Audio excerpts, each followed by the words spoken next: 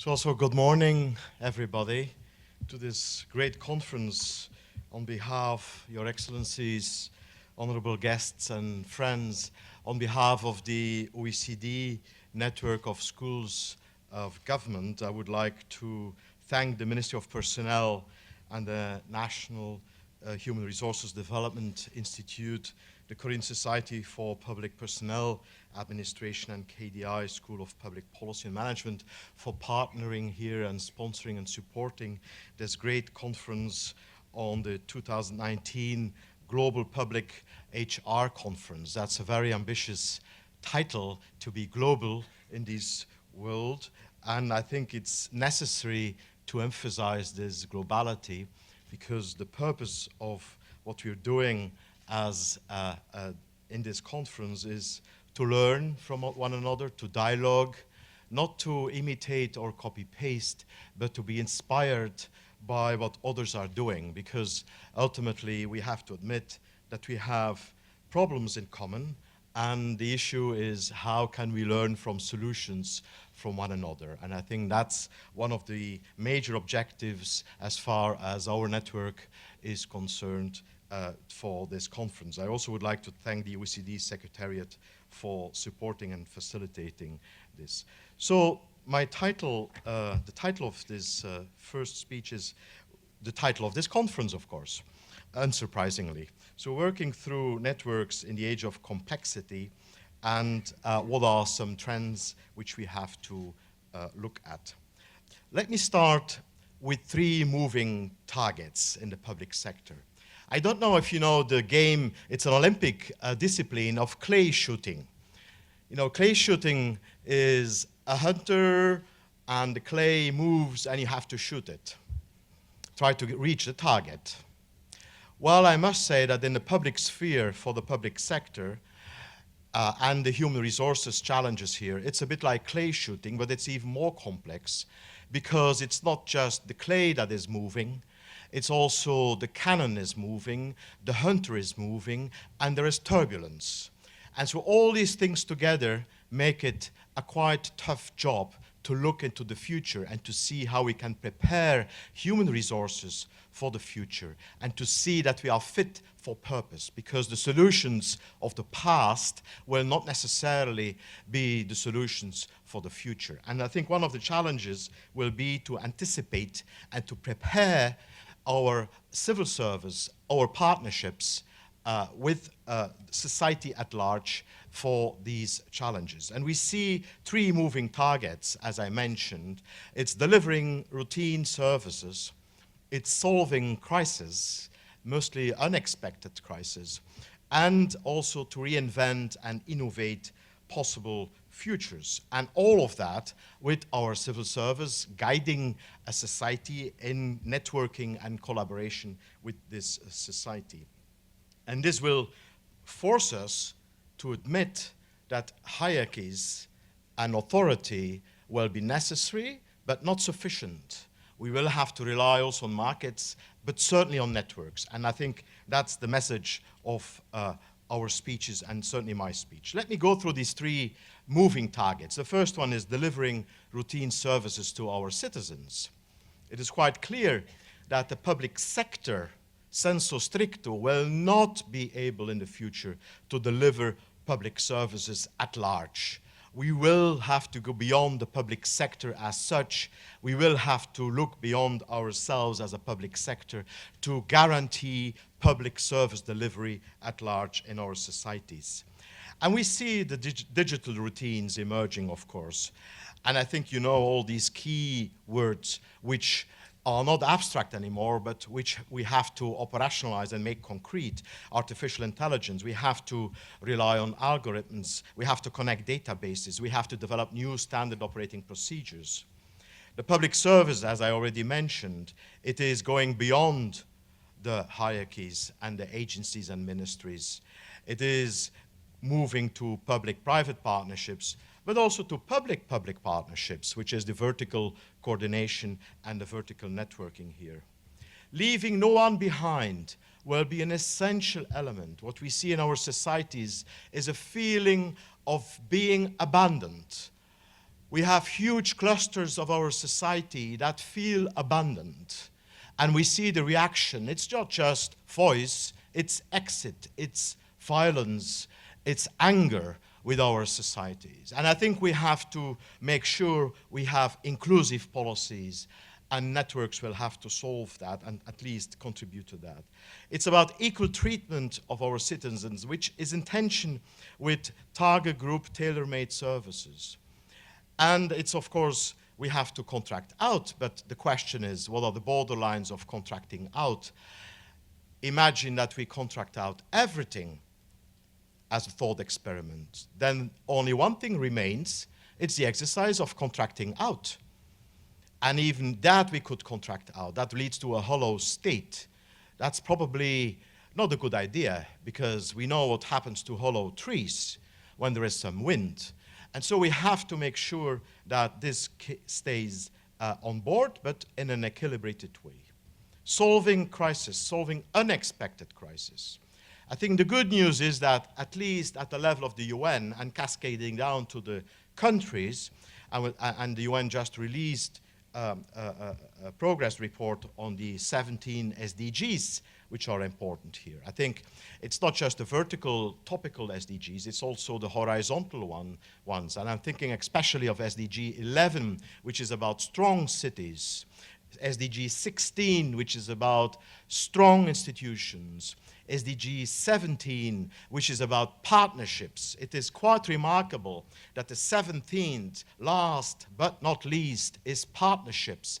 It's not just a vehicle to do other things, it's a strategic goal to have partners and to partner with, to guarantee realizing the other 16 SDGs. 17 partnerships is a crucial one. Why is it crucial? Because with partnerships we create trust, and with trust we create partnerships. Trust will be a crucial issue to govern our future societies, and the role of the public sector will be crucial in this. And we have to make this trust equilibrated, because we have a tendency as public sector to say, you people, we want you to trust us, government. But of course, we, government, we don't trust you, society. And so if we have this disequilibrated situation of trust-distrust, how can we build partnerships? How can we have a partnership to say, I want you to trust me, but of course I don't trust you? So I think we will have to build trust and unpack and dismantle distrust. People, planet, prosperity, peace, partnerships, fragile states, we will have to cope with unexpected crisis, and that's a fact. Let me briefly say on unexpected things, it's about futures, possible futures, that's the third dimension. The possible futures. Law becomes an important element here too. Law could become more private law to run our systems, or more public law. It can be more national, or it can be more international. And we see this is more a dystopian way of looking at the future here. It's important to be aware of such a dystopian future to actually organize self-denying prophecies, to say this is perhaps what we do not want. I'm not going to the details of all the quadrants, but you see failed states are a reality, unfortunately. We have to cope with that, and we have to make sure that doesn't happen. Governed by Google, you know, at one moment in time, we will have to take care that the data clouds are not running us, but that we are running the data clouds. Nationality in an extreme nationalistic states is a possibility. But we have to think in a positive way, the legal futures in a utopian way. The UN government and the 17 Sustainable Development Goals, I have mentioned them already. We can have corporate states, we can have neo-Weberian states, we can have partnering states, where we peer-to-peer have a guarantee that we have horizontal integration and vertical integration with citizen engagement. I mentioned it is utopian, but we have to move in the direction for our strategies with an idea that we are able to make a difference, and that the public sector is part of the solution. We have to convince our societies that the public sector is part of the solution. And for that reason, we have to take it very seriously and upgrade it here. This is an OECD table, and so from that point of view, the OECD network promotes the excellent work of OECD reports here, and it's on innovation in central and federal HR frameworks. I'm not going through the list here, but it's just to give you an impression that some countries are doing better than others, and so there is a potential for learning from one another, to look beyond the walls and the borderlines and to learn from one another. So we have these three moving targets, as I mentioned, and that has implications for civil services and schools of government. Because ultimately, we have to prepare our capacity, on the human resources capacity, we have to prepare it to cope with these three moving targets. And on top of that, we have to make sure they are prepared for changed decision-making, changed contents of policies, and the change, because that's one of the subtitles of this conference here, that we change from pure hierarchies to combining hierarchies, markets, and networks.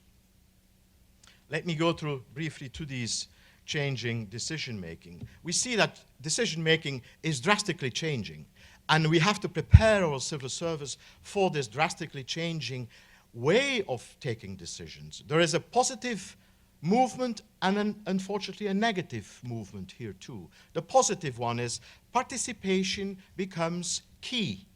It becomes key. OECD has mentioned and emphasized that the public sector is necessary but not sufficient for all the investments we need. So we have to partner with the private sector. We have to partner and network with NGOs to invest, but also to co-produce. Co-production becomes a key issue. We have to move from public sector delivery to public service delivery, and that requires co-production.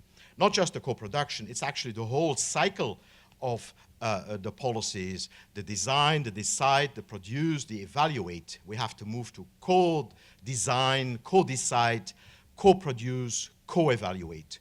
Co-co-co-co. It's the song of participation. It's the song of the networks. Co-co-co-co. Don't forget it. We have to imply our citizens in this cycle. We see new centralization, but we also see new decentralization, because in many countries, trust levels at local government are higher than trust levels at central government. And that's an asset, and we have to use this asset to guarantee solid, sustainable delivery. Unfortunately, there are also some negative trends in societies we observe as far as decision-making is concerned. We see referenda based on alternative truths. I should have said fake data, frankly, here. We see that Brexit was mentioned. I think it's quite clear also, we see decreased political leadership and increased populism. Populism is where leaders are not leading the people, but are behind, following the people. And I think that's a challenge in the decision-making paradigms. We see direct political communication. Decisions are made through Twitter. We have Twitter decision-making. That's a challenge, how to cope with that. We see fragmentation of political parties. We see polarization, which ultimately says compromise is bad. Well, I can tell you, I'm a Belgian. Compromise is very good. We see changing contents of policies. There is a positive side, and again, unfortunately, a negative side in the change of the contents of policies. We see the recognition of wicked problems. The wickedness of problems is a crucial issue. So it's not a simple problem with a simple solution and a one-to-one relationship between the simple problem and the simple solution. We see the wickedness of problems, and we have to recognize that, and we have to imply universities and research to have evidence-based policy making and to define the contents of our policies.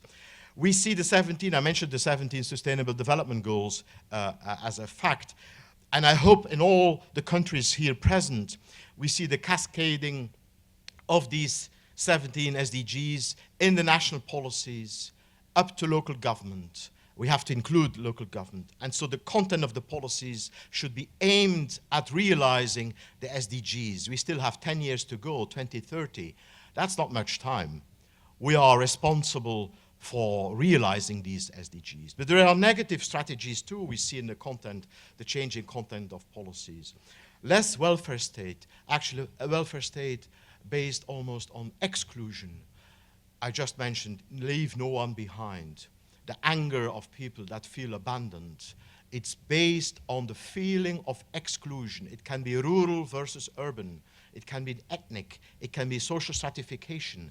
We have to watch and keep this on our radar, not to have exclusive policies. We have to have inclusive policies. There's the evidence of abandonment, which I mentioned. There is the whole issue of nationalism to build up borders.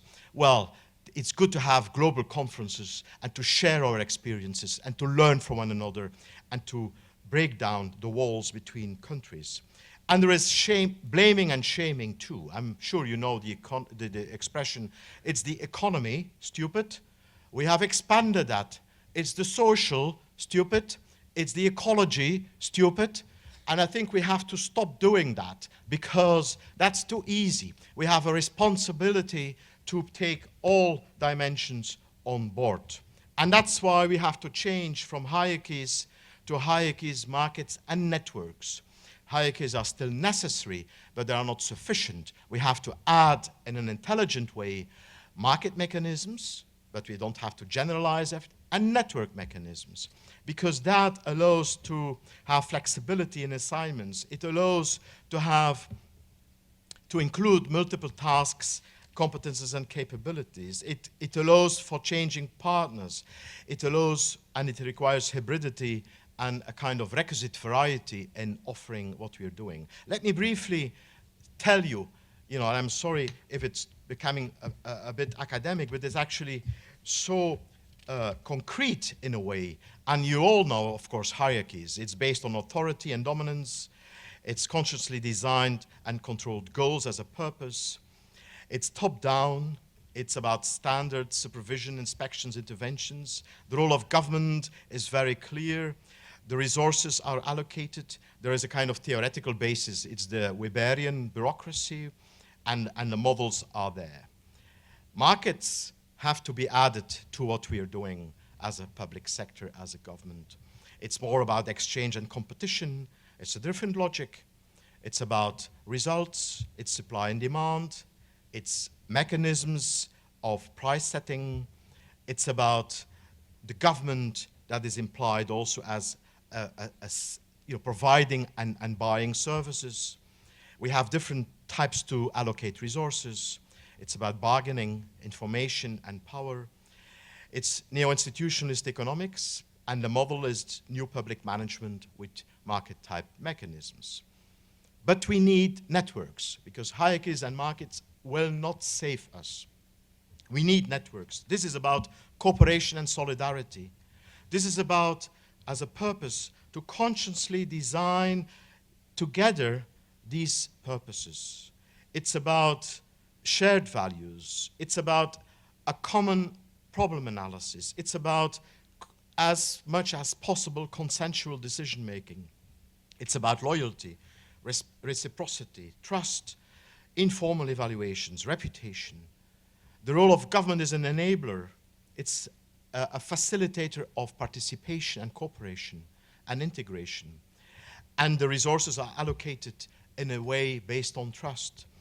It relies on network theories, and the model is based on new public governance and the related mechanisms. So we have to change from pure hierarchies to adding to the hierarchies markets and networks. So the positive strategies here are this bringing on board this complex governance. We have to live with complexity, and that's why we have to adjust our governance systems to match this complexity.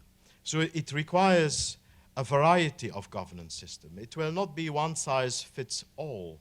We have to, for example, include local government as a very active partner in the service delivery and the policy designs. It is about this horizontal co-production with the public sector, NGOs. It's about the vertical co-production with all levels of government, which is easier said than done, because there is always a certain distrust from the central government and local government.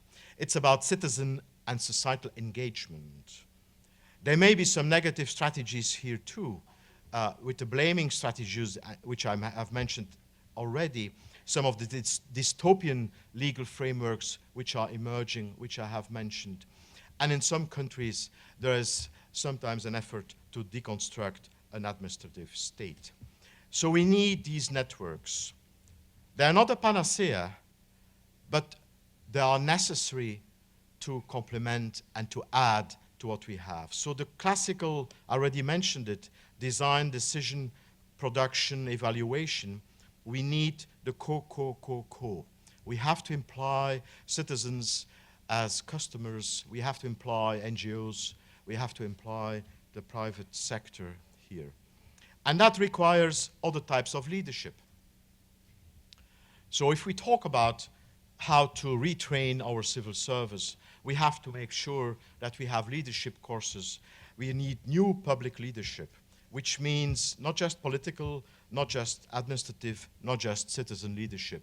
As a public sector, we have to facilitate that, and we have to bring this leadership together. It means also integration, coordination. That requires civil servants that look beyond their own borderlines of their organization, beyond the public sector to the private sector, the NGOs, beyond levels of government, and talk to society as a whole. In conclusion, not if, but when we are to combine delivering routine services, when we are to solve unexpected crises, when we are to reinvent and innovate possible futures, hierarchies will not suffice. Hierarchies and markets will not suffice. Networks are needed. To develop networks is also to guide and to drive for effective, accountable, and inclusive partnerships. It means also to use the networks to integrate horizontally, vertically, and the citizen engagements. It means to combine networks with hierarchies and markets. It means to ensure networks that are responsible and accountable for the performance and with respect for public values, of course. Thank you very much. I wish you good luck, and I wish you to learn a lot from one another.